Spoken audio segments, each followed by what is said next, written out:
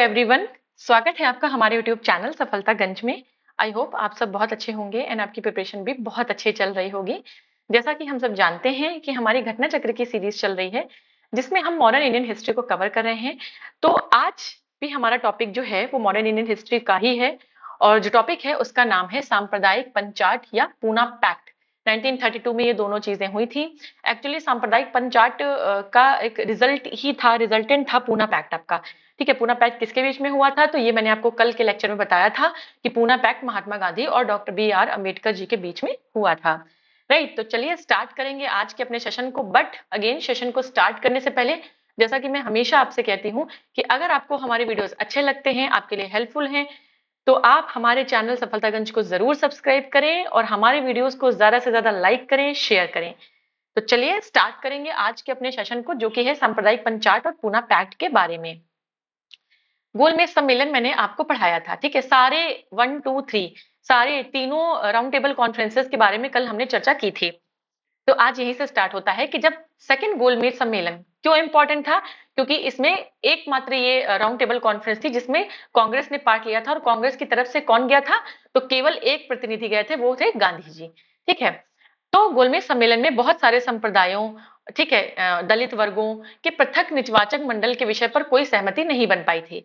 भाई गांधी जी इसीलिए तो वापस आ गए थे ना, असफलता मिली थी द्वितीय गोलमेज सम्मेलन को, क्योंकि वहां पर बी आर अम्बेडकर जी ने क्या बात कर दी थी कि दलितों के लिए, जो हमारे दलित लोग हैं, दलित वर्ग है, उनके लिए एक पृथक निर्वाचक मंडल होना चाहिए, एक सेपरेट इलेक्टोरेट होना चाहिए।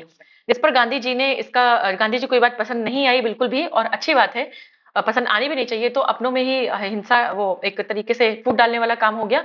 जो पहले मार्लिमेंटो करने आया था हिंदू मुस्लिम के बीच में, और आज हम हिंदू हिंदू के बीच में कर रहे हैं, तो ये गलत था और इस पर गांधी जी ने सहमति नहीं जताई और कुल मिलाकर वो सेकेंड राउंड टेबल कॉन्फ्रेंस से ब्रिटेन से खाली हाथ वापस लौट आए।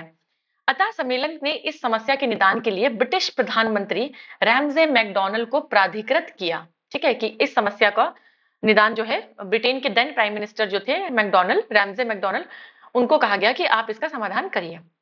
तो क्या हुआ कि 16 अगस्त 1932 को रैमजे मैकडॉनल्ड ने सांप्रदायिक अधिनिर्णय की घोषणा की, जिसे सांप्रदायिक पंचायत या कम्युनल अवार्ड्स कहा गया।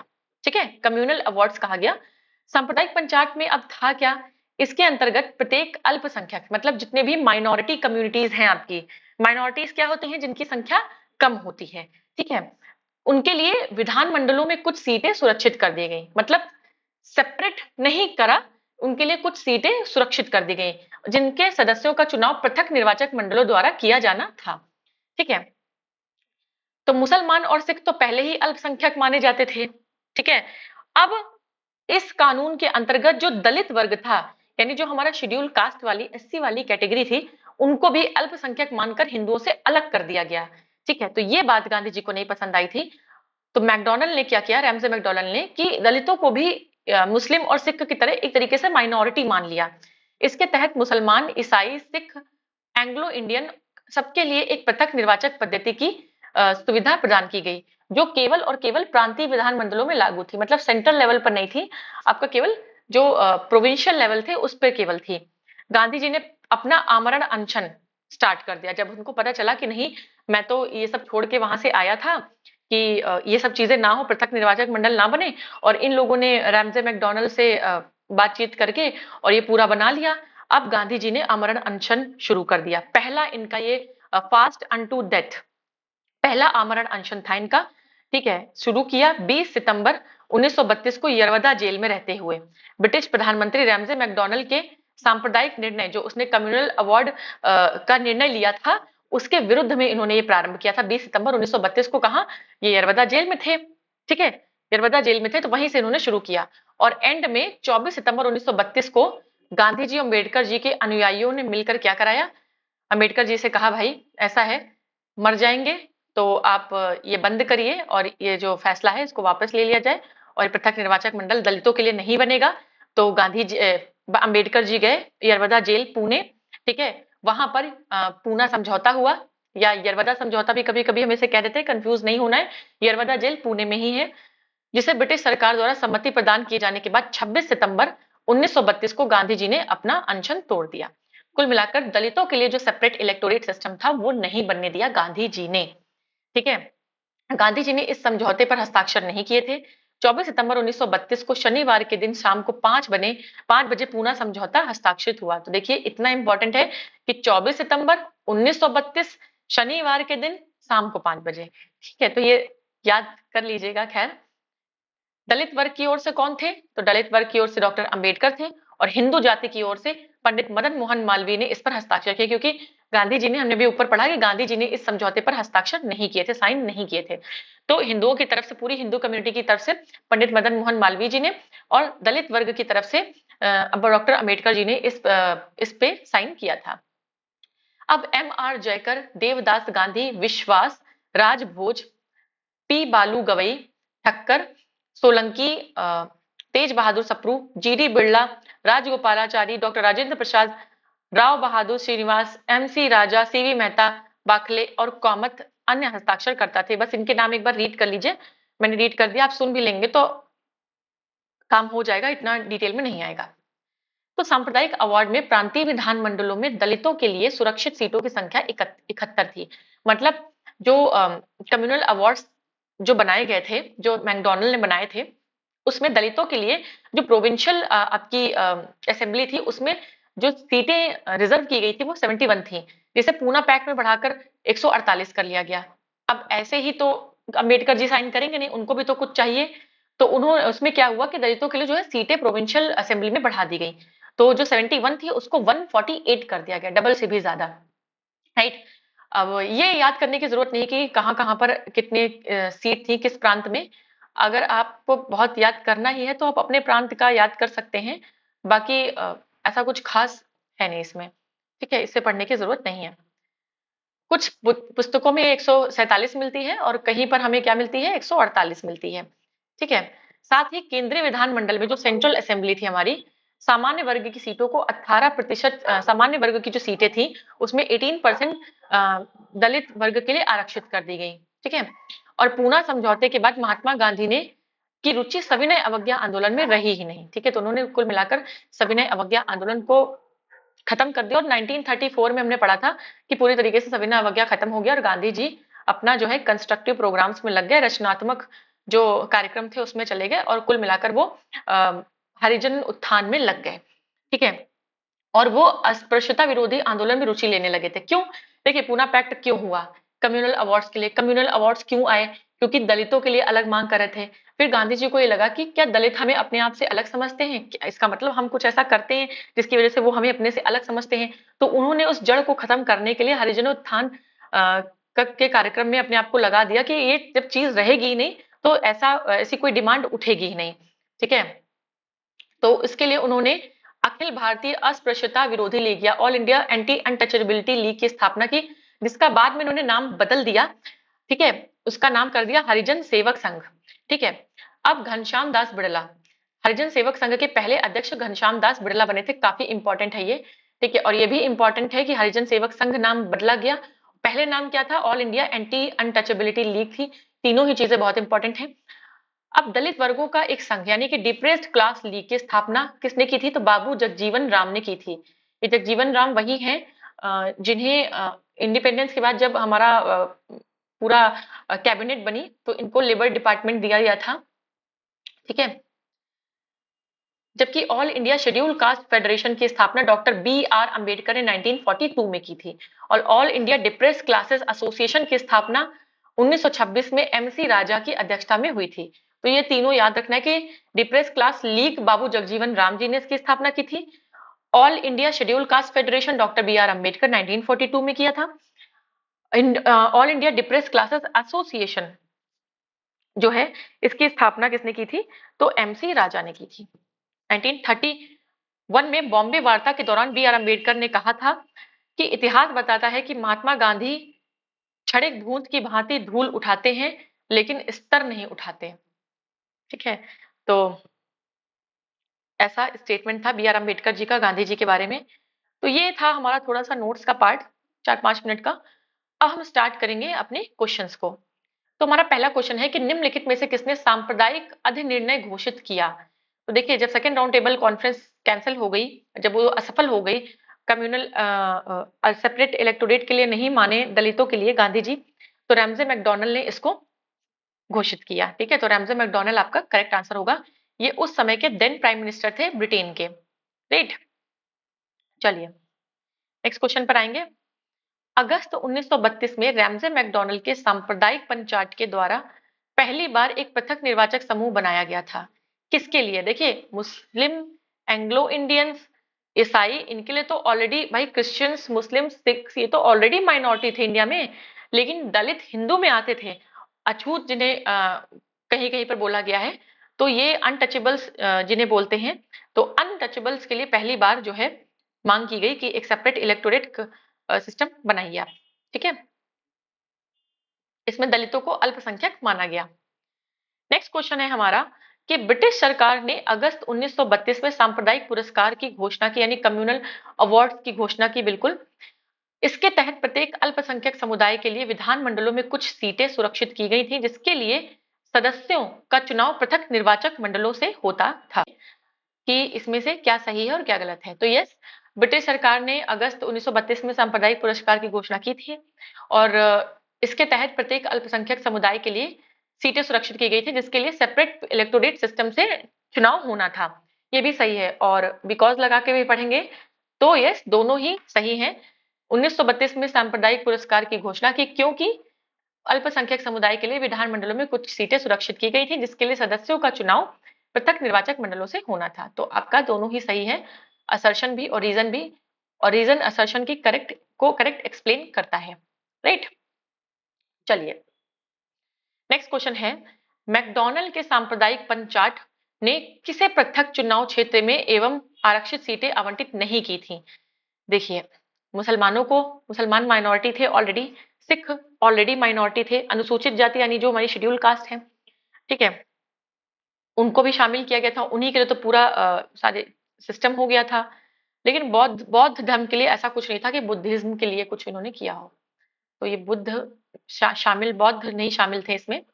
राइट, चलिए केवल मुस्लिम, आपके क्रिश्चियंस और सिख और दलितों को शामिल किया गया था।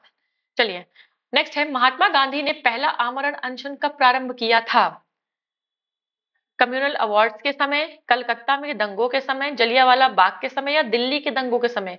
तो हमने अभी पढ़ा कि जब कम्युनल अवार्ड्स 1932 में शुरू किए गए, तब उन्होंने इस पर शुरू किया था 20 सितंबर 1932 से 24 सितंबर 1932 तक इनका चला था, 4 दिन तक आमरण अनशन, और ये इनका पहला फास्ट अनटू डेथ था।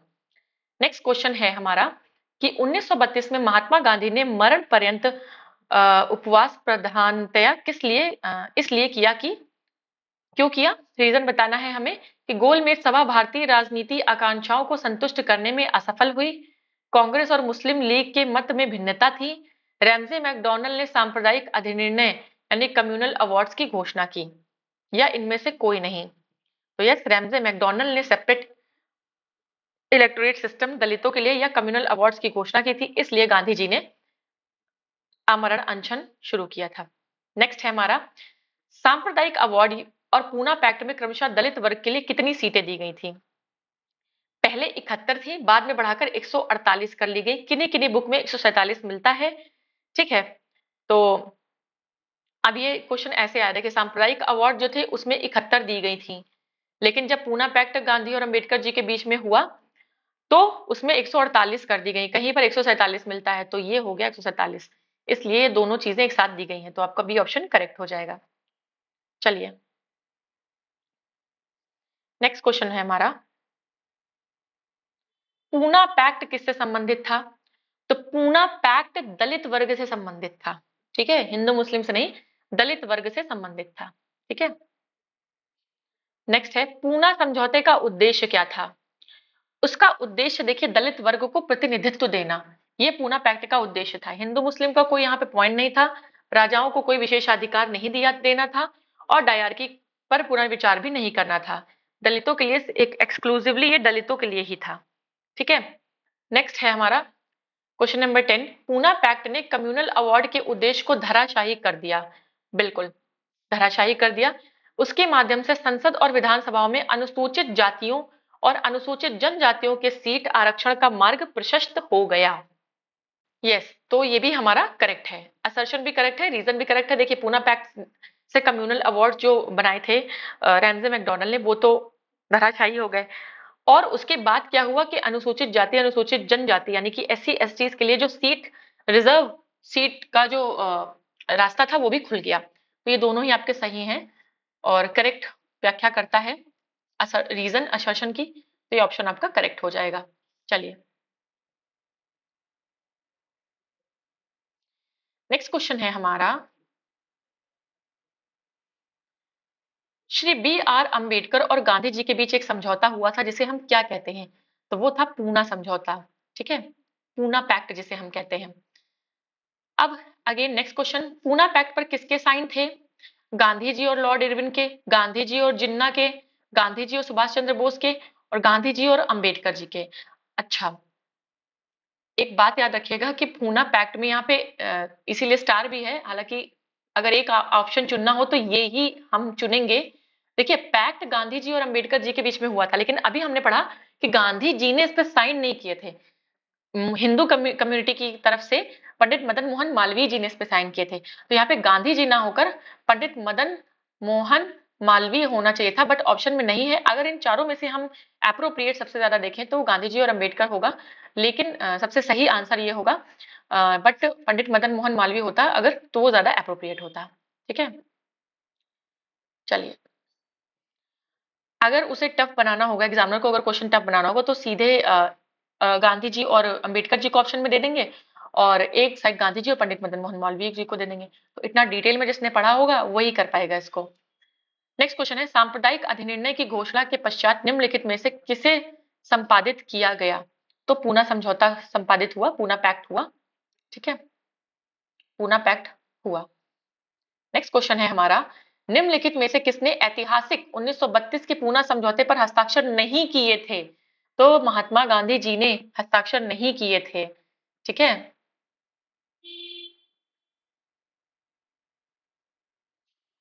उसके बाद 1932 में पूना पैक्ट के बाद हरिजन सेवक संघ की स्थापना हुई थी। इसके अध्यक्ष कौन थे? पहले अध्यक्ष बने थे घनश्याम दास बिड़ला जी। ठीक है, और इसका पहले नाम था क्या हरिजन सेवक संघ का? All India untouchability league. ठीक है, अखिल भारतीय अस्पृश्यता विरोधी league, anti untouchability league. All India untouchability league बाद में जिसका नाम बदलकर हरिजन सेवक संघ हुआ, इसके प्रथम अध्यक्ष कौन थे? तो बिड़ला, घनश्याम दास बिड़ला, बिड़ला जी थे इनके इसके अध्यक्ष।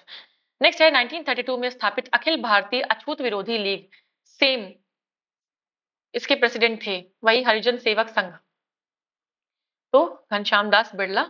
आगे हम देखेंगे ऑप्शन में होंगे वो, यस घनश्याम दास बिड़ला, अलग अलग नाम से ऐसे ही दे देगा। नेक्स्ट है, अखिल भारतीय हरिजन संघ की स्थापना किसने की थी? तो अखिल भारतीय हरिजन सेवक संघ की या हरिजन सेवक संघ की स्थापना महात्मा गांधी जी ने की थी। स्थापना इन्होंने की थी, बट अध्यक्ष घनश्याम दास बिड़ला जी को बनाया था। नेक्स्ट है, हरिजन सेवक संघ का पहले नाम क्या था, यानी पूर्व में नाम क्या था? तो पूर्व में नाम, इसका जो पहले नाम था, पूर्व में जो नाम था वो हमने अभी पढ़ा कि all India anti untouchability league. ठीक है, छुआछूत विरोधी लीग, अखिल भारतीय छुआछूत विरोधी लीग। नेक्स्ट है हमारा, दलित वर्गों का संघ स्थापित किया गया था। तो दलित वर्गों का संघ यानी कि डिप्रेस्ड क्लास लीग। ठीक है, तो इंग्लिश में नहीं, हिंदी में नहीं समझ में आया तो इंग्लिश का ट्रांसलेशन देखिए, depressed class league Babu Jagjivan Ram ji ने इसको इसकी स्थापना की थी। ठीक है, निम्नलिखित में किसने कहा था कि महात्मा गांधी क्षणिक भूत की भांति धूल उठाते हैं लेकिन स्तर नहीं उठाते? तो ये doctor B are Ambedkar ji ने बोला था गांधी जी के लिए पूना पैक्ट के बाद। राइट, चलिए ओके, तो ये टॉपिक भी हमारा आज फिनिश होता है, पूना पैक्ट और कम्युनल अवार्ड्स का। नेक्स्ट जो हमारा टॉपिक है वो है कांग्रेस सोशलिस्ट पार्टी, और इसे भी हम अभी करेंगे। राइट, तो चलिए स्टार्ट करेंगे नया टॉपिक अपना, कांग्रेस सोशलिस्ट पार्टी।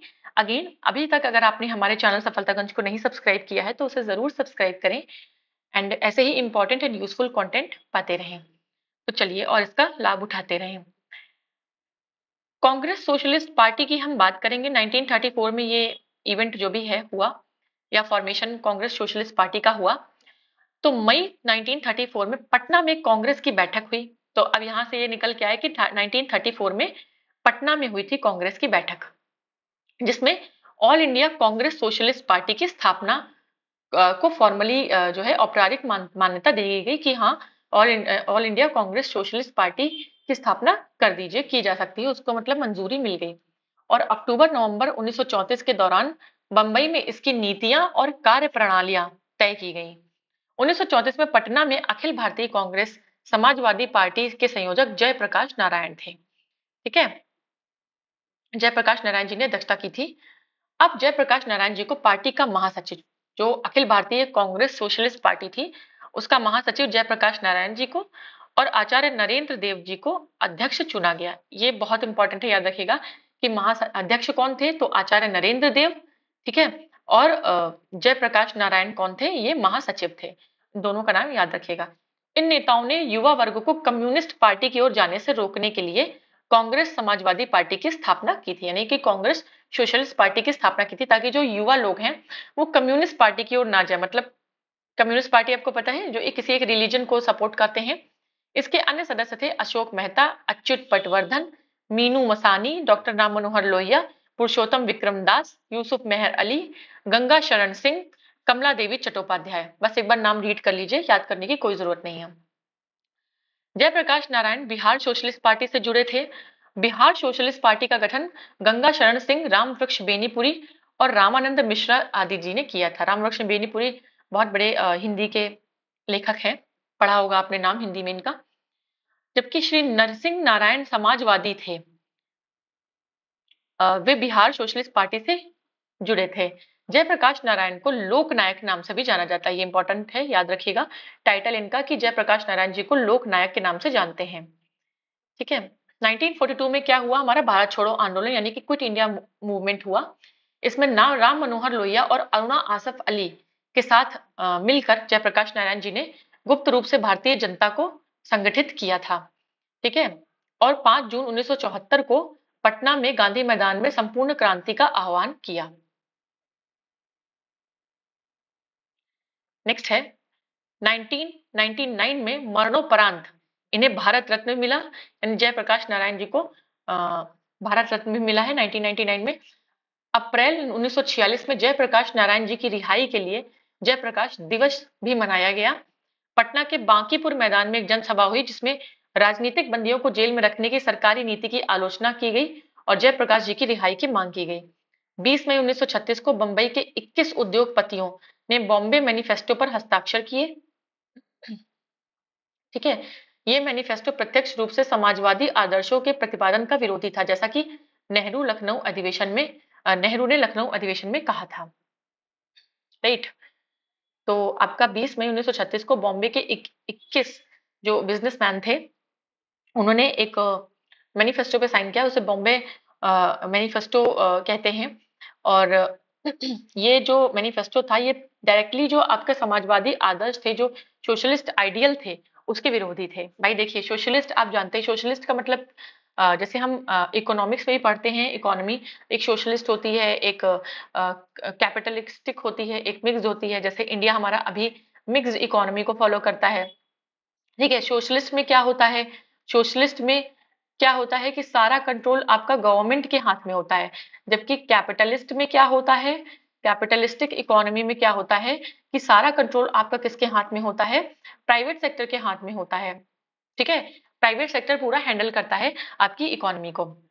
मिक्स्ड में प्राइवेट प्लस गवर्नमेंट दोनों ही होते हैं। ठीक है, तो अब जो बिजनेसमैन है, ऑब्वियस सी बात है, वो प्राइवेट सेक्टर के हैं, उनकी खुद की इंडस्ट्रीज हैं, तो वो सोशलिस्ट आइडियल्स को तो बिल्कुल भी सपोर्ट नहीं करेंगे, तो वो इसके विरोधी थे। ठीक है, ओके, तो ये हमारा नोट्स का छोटा सा पार्ट था, 2-3 मिनट का, देख लिया हमने। अब हमारे होंगे क्वेश्चंस। तो पहला क्वेश्चन है हमारा कि कांग्रेस सोशलिस्ट पार्टी की पहली बैठक कहाँ हुई थी। तो इसकी पहली बैठक हमने पढ़ा अभी कि पटना में हुई थी, पटना के बांकीपुर मैदान में।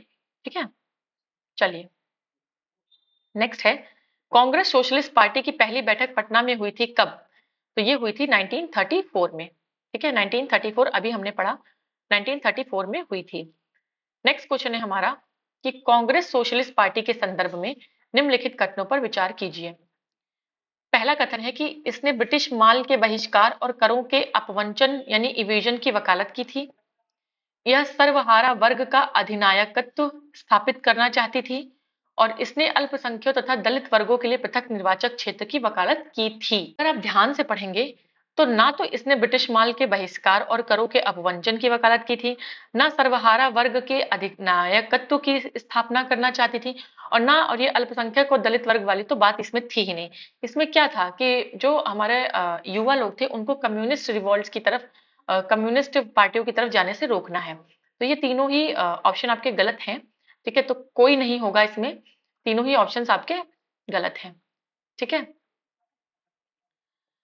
कांग्रेस सोशलिस्ट पार्टी ने ब्रिटिश उत्पादों और करों के बहिष्कार का समर्थन किया, ना कि करों के अपवंचन का। ठीक है, बहिष्कार का समर्थन किया, ना कि अपवंचन का। कांग्रेस सोशलिस्ट पार्टी के नेता समानता के अधिकार पर समाजवादी समाज की स्थापना करना चाहते थे। सर्वहारा वर्ग का अधिनायकत्व स्थापित करना इनका लक्ष्य नहीं था और मार्क्सवादी इनका लक्ष्य था। ठीक है, ये अल्पसंख्यकों और दलितों के लिए कोई निर्वाचन क्षेत्र नहीं चाहते थे। मार्क्सवादी आपको पता होगा, मार्क्स मार्क्स जो थे, कार्ल मार्क्स बहुत बड़े सोशल थिंकर थे और कार्ल मार्क्स जो हैं वो कैपिटलिज्म का बहुत विरोध करते थे। ठीक है, तो मार्क्सवादी विचारधारा चाहते थे ये। नेक्स्ट है, निम्नलिखित में से कौन कांग्रेस समाजवादी दल का प्रमुख नेता था? तो कांग्रेस समाजवादी दल के प्रमुख नेता आचार्य नरेंद्र देव, भाई ये अध्यक्ष थे और जयप्रकाश नारायण वो क्या थे? आपके सचिव थे। ठीक है, नेक्स्ट है, 1934 में कांग्रेस सोशलिस्ट पार्टी की स्थापना की गई थी। किसने की थी? तो जयप्रकाश नारायण और आचार्य नरेंद्र देव। ठीक है, जयप्रकाश नारायण और आचार्य नरेंद्र देव ये आपके करेक्ट ऑप्शन होंगे। राइट, नेक्स्ट है हमारा 1934 में पटना में अखिल भारतीय कांग्रेस समाजवादी पार्टी का संयोजक कौन था? तो जो संयोजक थे वो हमारे नारायण जी थे। ठीक है, पूछ रहा है समाजवादी पार्टी के संयोजक कौन थे, तो जयप्रकाश नारायण थे, अध्यक्ष आचार्य नरेंद्र देव थे। राइट, चलिए नेक्स्ट क्वेश्चन होगा हमारा। नेक्स्ट क्वेश्चन है, 1934 में कांग्रेस समाजवादी पार्टी का गठन किया गया किसके द्वारा? तो आचार्य नरेंद्र देव और जयप्रकाश नारायण, ये दोनों नाम आपको याद कर लेने हैं, इस पार्टी से रिलेटेड हैं ये दोनों नाम। नेक्स्ट है, जयप्रकाश नारायण किस पार्टी से जुड़े थे? तो कांग्रेस सोशलिस्ट पार्टी, जो टॉपिक हम पढ़ रहे हैं, ठीक है, कांग्रेस सोशलिस्ट पार्टी से जुड़े थे। राइट, नेक्स्ट है, बिहार सोशलिस्ट पार्टी के संस्थापक कौन थे? तो बिहार सोशलिस्ट पार्टी के संस्थापक और कांग्रेस सोशलिस्ट पार्टी के संस्थापक दोनों में ही जयप्रकाश नारायण का नाम आता है। ठीक है, नेक्स्ट है, लोकनायक के नाम से किन्हें जाना जाता है? तो अभी हमने पढ़ा कि जयप्रकाश नारायण जी को लोकनायक के नाम से भी जानते हैं। नेक्स्ट क्वेश्चन पे आएंगे हम। जयप्रकाश नारायण किस नाम से पहचाने जाते हैं? तो ये लोकनायक के नाम से जाने जाते हैं। राइट, नेक्स्ट है, जयप्रकाश नारायण को कौन सी उपाधि दी गई थी? तो इनको लोकनायक की उपाधि दी गई थी। वही रिपीटेड देखिए, क्योंकि अब आप कहेंगे कि जयप्रकाश नारायण क्या इतने इंपॉर्टेंट हैं? देखिए, भले ही यूपी के एग्जाम्स के लिए ना हो, बट ये बिहार से थे, तो बीपीएससी में देखिए क्वेश्चन आता है। देखिए, चंपारण, गांधी जी का पहला सत्याग्रह इंडिया में कहाँ हुआ? चंपारण। बहुत ही बेसिक अब हो गया ये क्वेश्चन, बट फिर भी बीपीएससी के प्री में आता है, रिसेंटली आया हुआ है। क्यों? क्योंकि बिहार से रिलेटेड है। तो अपने स्टेट में जो आपकी घटनाएं हुई हैं, स्टेट से जो लोग इंपॉर्टेंट पर्सनैलिटीज हैं, वो ऑटोमेटिकली इंपॉर्टेंट हो जाती हैं। ठीक है, नेक्स्ट है हमारा कि जयप्रकाश दिवस मनाया गया। तो अप्रैल 1946 में मनाया गया, जब कांग्रेस के जो इंपॉर्टेंट नेता जेल में थे उनकी रिहाई को लेकर यह दिवस मनाया गया अप्रैल 1946 में। ठीक है, पटना के बांकीपुर मैदान में जनसभा हुई और उनकी रिहाई की मांग की गई।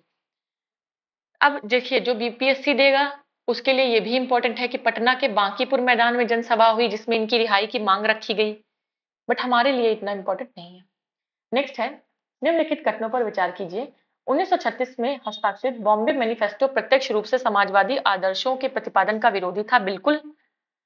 ठीक है, इसमें इसको समस्त भारत से वृहद व्यापारिक समुदाय का सहयोग मिला था क्योंकि 21 आपके बिजनेसमैन थे, उन्होंने इस पे साइन किया था, तो इनको सपोर्ट मिला था, तो 1 और 2 आपका दोनों ही करेक्ट हो जाएगा। नेक्स्ट क्वेश्चन पे आएंगे हम अपने।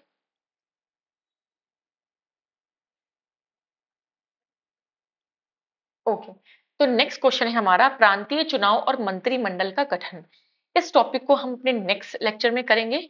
आज के लिए इतना ही। अब हम मिलेंगे अपने नेक्स्ट लेक्चर में, जिसमें हम 2 से 3 टॉपिक कवर करने की कोशिश करेंगे, क्योंकि छोटे-छोटे टॉपिक हैं, तो हम 2-3 एक साथ कर लेंगे, क्योंकि हमें जल्दी से इसको कंप्लीट करना है। तो आज के लिए इतना ही। आप मिलेंगे हम अपने नेक्स्ट सेशन में, और तब तक के लिए अगर आपने अभी तक हमारे चैनल को सब्सक्राइब नहीं किया है, देखिए आप नहीं करते हैं, ज़रूर करें, तभी तो ऐसे कंटेंट हमें भी बनाने के लिए मोटिवेशन आएगा, राइट? तो चलिए आज के लिए इतना ही। तब तक के लिए चैनल को सब्सक्राइब करें, वीडियो को लाइक करें, ज़्यादा से ज़्यादा शेयर करें अपने फ्रेंड्स के साथ, जो भी वन डे एग्जाम्स की प्रिपरेशन कर रहे हैं, सबके लिए बहुत इंपॉर्टेंट है। तो आज के लिए इतना ही। अब मिलेंगे हम अपने नेक्स्ट सेशन में, तब तक के लिए गुड बाय।